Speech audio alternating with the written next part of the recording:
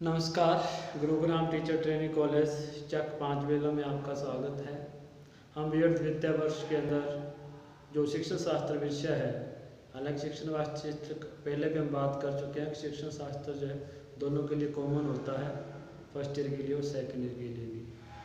तो हम इसके अंदर जो शिक्षण शास्त्र है सामाजिक अध्ययन के विषय में अध्ययन कर रहे हैं।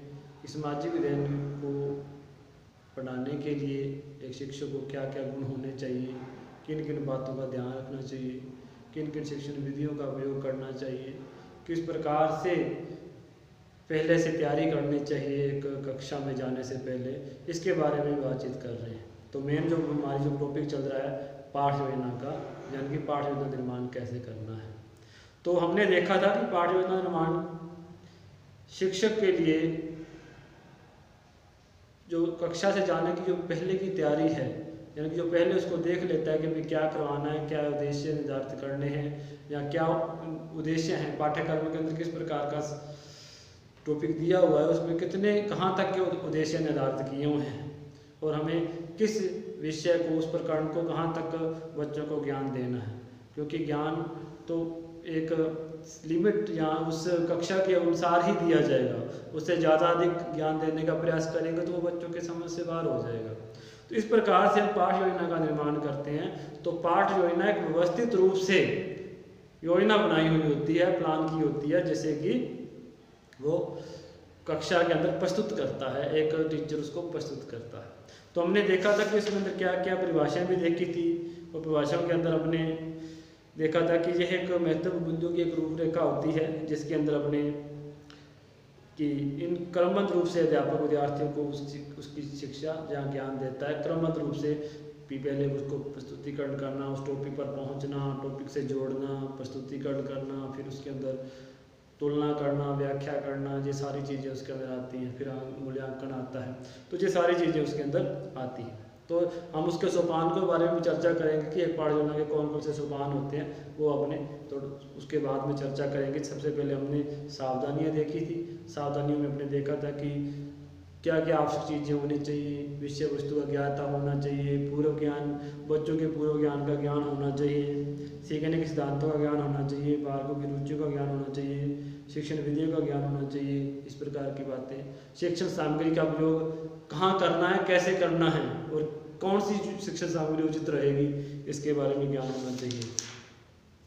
तो ये बातें हमने निर्धारित की थी। उसके बाद पाठ योजना का महत्व है, उद्देश्य है, इसके बारे में हम चर्चा करेंगे। तो कोई भी चीज़ बिना उद्देश्य के नहीं होती है। पाठ योजना है तो पाठ योजना में जो प्रकरण पढ़ा रहे हैं उसके भी उद्देश्य निश्चित होते हैं। तो पाठ योजना के भी उद्देश्य हैं, क्यों बनाई जाती है? क्योंकि बिना उद्देश्य के तो कोई कार्य होता ही नहीं। हम किसी भी कार्य को करते हैं तो उसके उद्देश्य लेकर के करते हैं कि इसका निम्न उद्देश्य है और उस उद्देश्य की पूर्ति के लिए हम वो कार्य करेंगे। तो एक पाठ योजना निर्माण की भी एक उद्देश्य है, उसके बारे में हम चर्चा करेंगे भी क्या क्या उद्देश्य हैं, क्या क्या लाभ होते हैं पाठ योजना निर्माण के, क्यों एक शिक्षक को पाठ योजना का निर्माण करना चाहिए, कक्षा से जाने से पहले क्यों उस प्रकरण को देखना चाहिए, उसके उद्देश्यों को निर्धारित करना चाहिए और किस प्रकार से पाठ योजना बनाने के बाद में एक प्रभावी शिक्षण कार्य हो सकता है। ये सारी चीज़ें हम इस जो क्लास के अंदर देखेंगे। तो सबसे पहले है पाठ योजना का महत्व या उद्देश्य। तो पाठ योजना क्यों बनाई जाती है, इस प्रश्न उस समय विविध हो जाएगा और यहाँ पता चल जाएगा जब हम पाठ योजना से होने वाले लाभ के बारे में बड़ी बातें जान लेंगे। महत्व में उद्देश्य के रूप में यहाँ पर पाठ योजना से प्रारंभ होने वाले लाभों के बारे में विचार किया जाए तो उसका विवरण निम्नलिखित होगा, यानी कि उसका विवरण हम निम्न रूप से दे सकते हैं।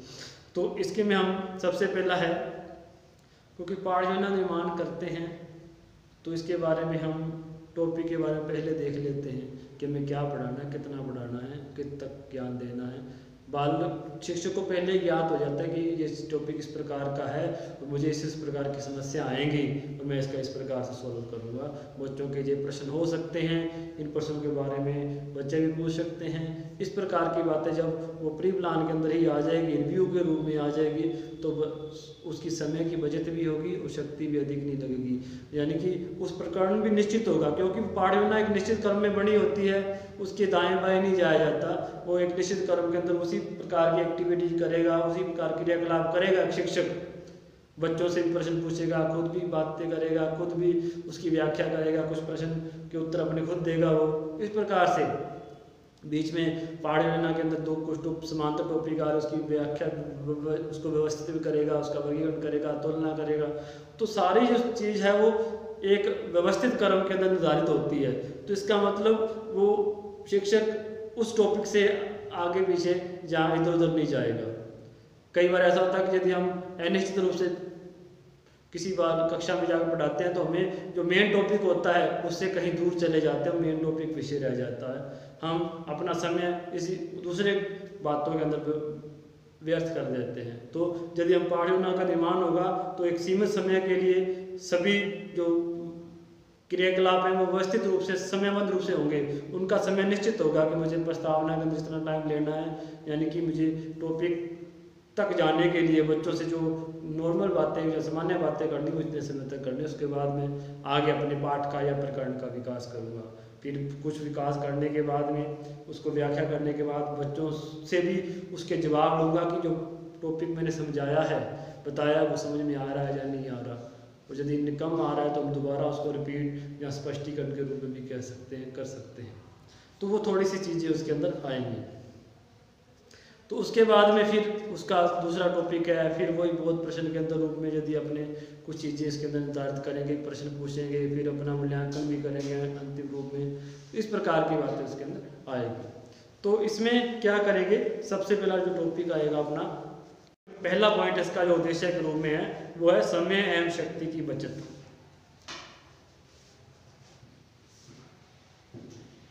उद्देश्य नंबर 1 है समय एवं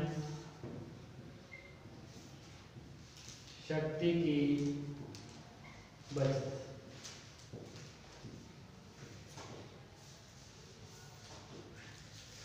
तो समय कैसे बचता है, शक्ति की जो एनर्जी है उसकी किस प्रकार से उसका लाभ मिलता है हमें, यानी कि शक्ति कैसे बचती है, इसके बारे में चर्चा करेंगे। क्योंकि जब पहाड़ योजना बनाते हैं, यदि शिक्षक बिना पहाड़ योजना बनाए कक्षा में जाएगा तो उसको ये भी निश्चित नहीं होता कि मुझे कक्षा में जाके क्या करवाना है, किस प्रकार से बच्चों पर टॉपिक पे पहुंचना है, क्या करना है, यानी क्या निश्चित होता है। वो जाएगा पहले तो 5-10 मिनट जैसे उससे क्या करवाया जाए, क्या करवाया जाए, कहाँ तक करवाया जाए, किस पाठ को करवाया जाए। और यदि वो पाठ करना शुरू कर देगा तो उसके बाद उसका जो एरिया है उसके अंदर जो 30-35 मिनट का जो व्यवस्थित घटनाक्रम बना रखा होता है, यदि वो नहीं बनाया होगा तो वो उस किसी भी शब्द पर लेकर के वो कहीं भी दूसरी टॉपिक पर पहुंच सकता है, जो मेन टॉपिक है वो अधूरा रह सकता है। तो वही बात है कि पाठ योजना बनाने से पहले अध्यापक समय और शक्ति दोनों की बचत होती है, क्योंकि योजनानुसार क्रमबद्ध ढंग से अध्यापन क्रिया संपन्न करता है तय शिक्षण बिंदु से विमुख हो नहीं पाता, यानी कि शिक्षण बिंदु को नहीं छोड़ पाता। जो शिक्षण बिंदु होता है उसी पे ही रहता है, क्योंकि उसमें निर्धारित जो समय के साथ निर्धारित किया हुआ है कि मुझे इतना समय इस चीज़ को लेना है, मुझे इसी चीज़ को पढ़ाना है, ताकि वो जो मैंने उद्देश्य निर्धारित कर रखे हैं वो पूरे हो जाएं। तो विमुख नहीं हो पाता, जिससे नियत समय पर अपेक्षित पाठ्य वस्तु का पाठन करना संभव होता है। आत्मविश्वास में वृद्धि, दूसरा है आत्मविश्वास में वृद्धि।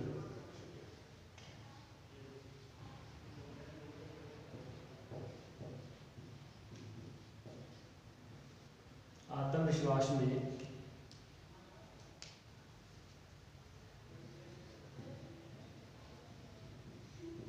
वृद्धि।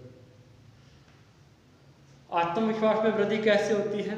अध्यापक अपने शिक्षण कार्य हेतु पूर्व में निर्धारित विषय वस्तु को पाठ योजना के रूप में बना लेता है, परिणित कर लेता है।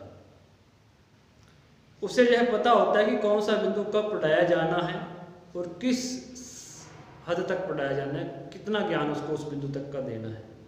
बिंदु को स्पष्ट करने के लिए कौन सी विषय सामग्री प्रयोग की जाएगी, कहाँ पर उदाहरण देना है, क्या उदाहरण देना है, कौन सा उदाहरण सटीक रहेगा, ये सारी चीज़ें इस प्रकार से बालकों के समक्ष प्रस्तुत करनी है।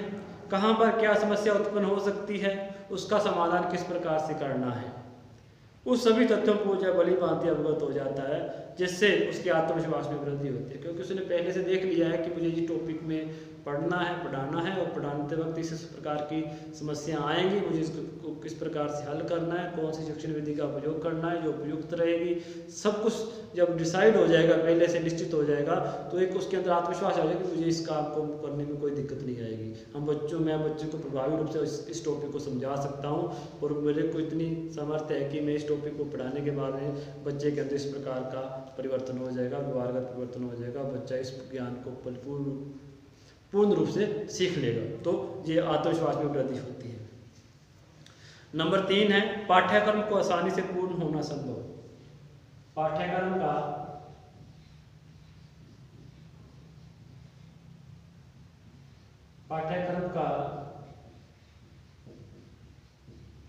आसानी से पूर्ण होना संभव।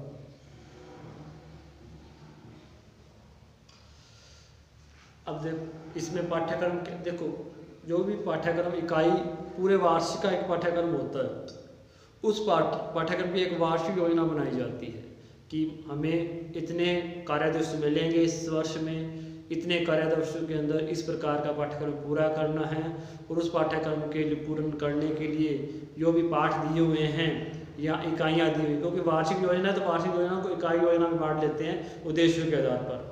उद्देश्यों के आधार पर जब इकाई में बांट लेते हैं तो उस इकाई का डिवाइड करते हैं कि इस एक इकाई को पूरा होने में इतना समय लगेगा, और इसको हमने इकाई वाइज डिवाइड कर लिया कि एक इकाई को 2 महीने या 3 महीने लगेंगे, तो हमें पूरी इकाई को, पूरे पाठ को पूरा करने में 10 या 10.5 महीने लगेंगे।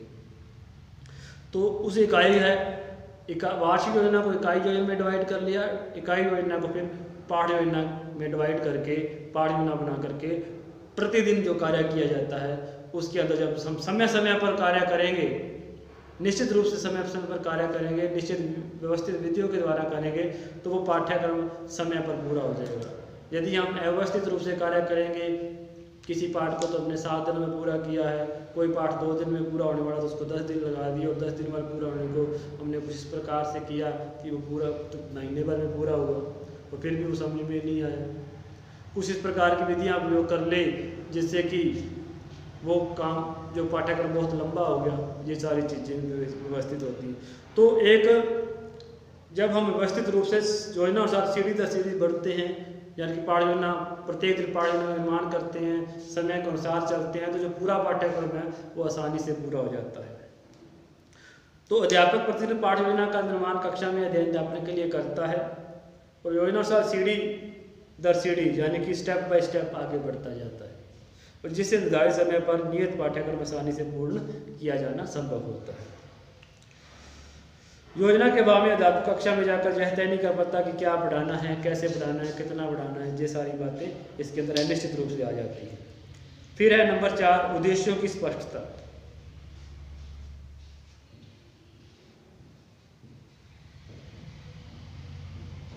उद्देश्यों की स्पष्टता। कोई भी काम करते हैं हमारे निश्चित उद्देश्य होते हैं, पहले ही बात कर ली थी। जब हम पाठ योजना का निर्माण करेंगे तो उसको हम प्रकरण को पहले से देख लेंगे तो हमें निश्चित हो जाएगा कि इसके अंदर क्या उद्देश्य हैं, किस चीज़ को वो बताना चाहता है, पाठ्यक्रम के अंदर किस चीज़ का ज्ञान बच्चों को देना चाहता है। जब हमें खुद को उद्देश्यों को स्पष्ट हो जाएंगे तो हम उस उद्देश्यों के आधार पर ही पाठ योजना का निर्माण करेंगे, और हम उस उद्देश्यों की पूर्ति के लिए कार्य करेंगे कि ये उद्देश्य जो निर्धारित किए थे कि कम वो पूरे हो जाएं, बच्चों को इस प्रकार का ज्ञान प्राप्त हो जाए। तो पाठ निर्माण में यह लाभ होता है कि अध्यापक को यह ज्ञात होता है कि उन किन किन उद्देश्यों को पूर्ण करना है या प्राप्ति करनी है और कैसे करनी है। उद्देश्यों को ध्यान में रखकर वह अपना शिक्षण कार्य करता है, परंतु यह ज्ञात नहीं होता कि वह शिक्षण द्वारा क्या प्राप्त करना चाहता है। तो इस प्रकार से पूरा यदि हम उसको नहीं देखेगा, शिक्षक नहीं देखेगा, नहीं पाठ योजना बनाएगा तो पता ही नहीं चलेगा उसको कि क्या प्राप्त करना चाहता है, ये पाठ क्यों पाठ्यक्रम में लगाया गया है, ये प्रकरण क्यों बच्चों को पढ़ाया जा रहा है, ये उद्देश्य निश्चित नहीं कर पाएगा वो। इस प्रकार से अनिश्चितता के कारण वो क्या है, पाठ्यक्रम प्रभावी नहीं हो पाएगा, प्रकरण प्रभावी नहीं हो पाएगा, शिक्षण कार्य प्रभावी नहीं हो पाएगा।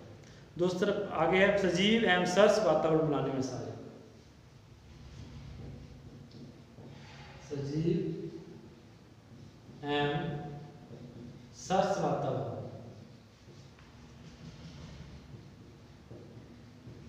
बनाने में सहायक।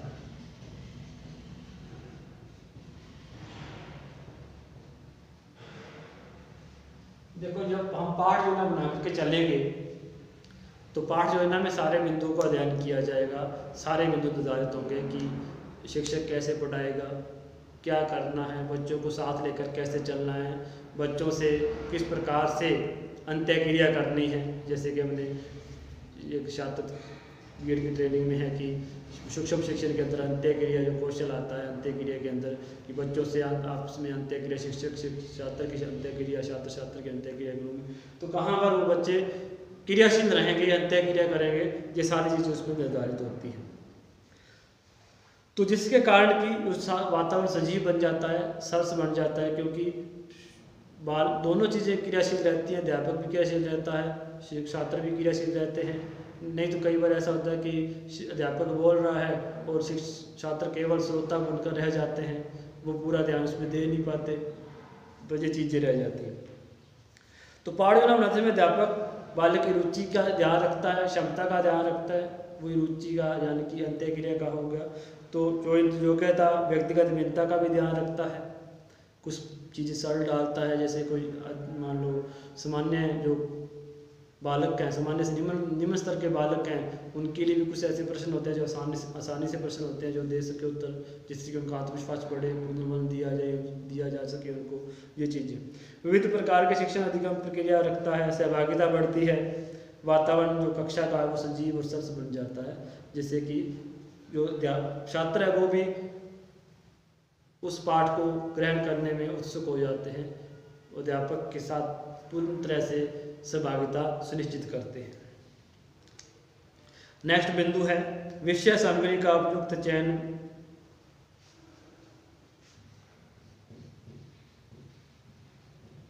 विषय सामग्री का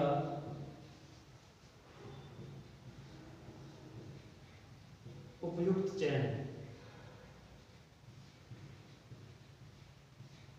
तो विषय सामग्री का मतलब क्या है कि पाठ निर्माण में जो भी पाठ पढ़ाया जाना है, प्रस्तावित है, उस पाठ की सामग्री का चयन ठीक प्रकार से कर लिया जाता है। किस विषय वस्तु का ज्ञान कब देना है, कहाँ देना है और कितनी मात्रा में प्रस्तुत करना है, कि ये सारी विषय सामग्री है जो हमने प्रकार को निश्चित किया है, वो कब पढ़ाना है, कहाँ तक पढ़ाना है, कहाँ तक ज्ञान देना बच्चों को उचित रहेगा, कक्षा के हिसाब से, उसकी एज के हिसाब से कहाँ तक उसको ज्ञान देना उचित रहेगा। ये सारी चीज़ों का संगठन पाठ योजना के अंदर कर लिया जाता है कि इतना ही ज्ञान अब सब्जेक्ट होगा, बच्चों को इससे आगे का ज्ञान है वो अगली कक्षाओं के लिए उपयुक्त रहेगा।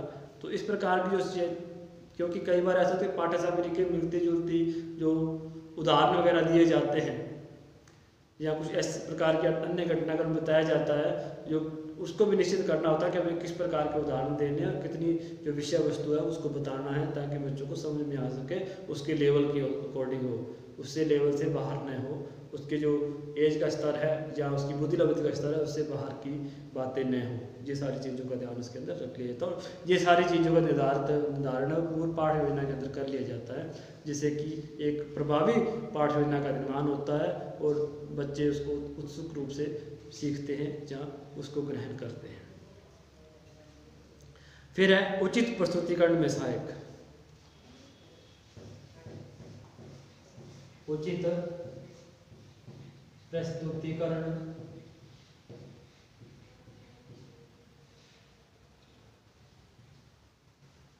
में सहायक। जैसा कि अध्यापक पूर्व में ही निश्चित कर लेता है कि किन उद्देश्यों की प्राप्ति करनी है और किस प्रकार से शिक्षण कार्य किया जाना है, तो जिससे कि जो प्रस्तुतिकरण करना है, कक्षा में जाकर के प्रस्तुतिकरण करना है, एंट्री से लेकर के एंड क्लास के एंड तक जो भी प्रक्रिया क्रियाकलाप करने हैं टीचर को और बच्चों से करवाने वो सारे निश्चित हो जाते हैं, तो एक उचित प्रस्तुतिकरण हो जाता है, प्रभावी शिक्षण कार्य हो जाता है कि प्री प्लान होता है कि इस प्रकार से कार्य करना है, बच्चों से जिस प्रकार की समस्या आएंगी इसका उत्तर भी बच्चों से ही लेना है, बच्चों को आपस में भी इस समस्या के बारे में डिस्कस करने देना है, जो आपस में भी उत्तर दे सकें एक दूसरे का। इस प्रकार से बच्चे को पुनर्वालन भी देना है, पुनर्वालन कब से देना है, किस प्रकार से उसका हौसला बढ़ाना है ना, इस प्रकार की बातें सारी पूर्ण रूप से निश्चित हो जाती है। कक्ष में जाकर के पाठ प्रस्तुतिकरण में कोई घबराहट अनुभव नहीं होती, बल्कि कक्षा में जाकर योजनानुसार शिक्षण कार्य आरंभ कर देता है। पाठ योजना के अभाव में अध्यापक कक्षा में चित्त स्थिति होने की संभावना अधिक रहती है, क्योंकि कोई प्रॉब्लम आ गई, एकदम से कोई ऐसे शब्द आ गए, ऐसी घटना आ गई जिसका खुद को ही डिटेल में पता नहीं है या खुद को नहीं पता, तो वो बच्चों फिर वो क्या एक असंयम की स्थिति, जहाँ इस प्रकार से हम कह सकते हैं चित्त की स्थिति बन जाती है कि किस प्रकार से बच्चों को भी सेटिस्फाइड किया जाए, संतुष्ट किया जाए, या किस प्रकार से उसको एक्सप्लेन किया जाए। तो ये सारी चीज़ें हैं। दूसरा है गृह कार्य को प्रोत्साहन।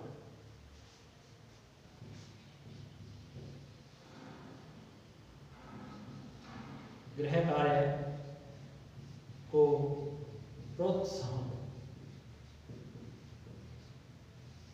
तो गृह कार्य को प्रोत्साहन कैसे मिलता है? क्योंकि पाठ योजना का बनाने के बाद में एक आवश्यक सोपान है, जब पूरी पाठ योजना प्रस्तुत कर दी गई क्लास के अंदर, क्लास में प्रस्तुत करने के बाद में अध्यापक प्रतिदिन गृह कार्य करने के लिए देता है, और बालक गृह कार्य नियमित रूप से करता है, और जिससे बालक में स्वाध्याय की आदत पड़ती है। क्योंकि जब पूरा पाठ पढ़ा दिया, पूरे पाठ पढ़ाने के बाद में गृह कार्य दिया जाता है। गृह कार्य देने के बाद में उसमें जो भी बच्चे ने सीखा है वो घर से जाकर करता है, पढ़ता है, उसको करके लाता है, जिससे कि बच्चे के अंदर भी एक क्रियाशीलता की भावना पैदा होती है, वो भी उस एक्टिव रहता है, सीखने की गति उसकी तेज हो जाती है, और सतत मूल्यांकन की जो क्रिया है वो भी चलती रहती है। और लास्ट बिंदु है उसका मूल्यांकन का प्रोत्साहन।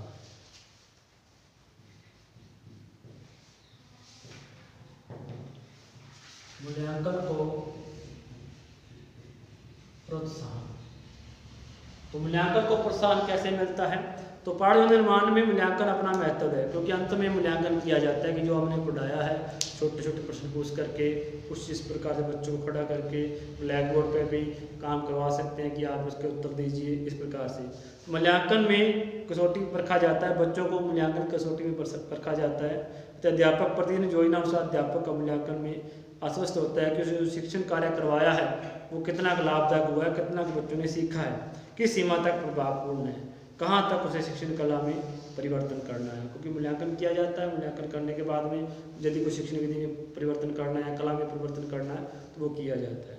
तो आज हमने पाठ योजना के उद्देश्यों के बारे में चर्चा की है। समय और शक्ति की बचत होती है, आत्मविश्वास में वृद्धि होती है, पाठ्यक्रम आसानी से पूर्ण हो जाता है क्योंकि योजना अनुसार कार्य किया जाता है, उद्देश्य स्पष्ट हो जाते हैं, सजीव और सरल वातावरण बन जाता है कक्षा का, विषय सामग्री का उपयुक्त चयन होता है कि कौन सी सामग्री कहाँ तक पढ़ानी है, कितनी देर तक पढ़ानी है और कहाँ तक चयन करना है उसका। उचित प्रस्तुतिकरण है क्योंकि पहले से प्लान होता है, तो उसी प्रकार से कक्षा में जाकर के प्रस्तुत करते हैं। गृह कार्य को प्रोत्साहन मिलता है, बच्चे घर में उस टॉपिक से संबंधित गृह कार्य करते हैं और मूल्यांकन किया जाता है, जिससे कि कला के बारे में ज्ञान होता है कि हमें किस प्रकार की परिवर्तन करना आवश्यक है और किस प्रकार से नई नई विधियों का उपयोग करना है। तो आज हमने उद्देश्यों के बारे में चर्चा की। कल हम एक नए विषय के साथ पुनः आएंगे, तब तक के लिए धन्यवाद।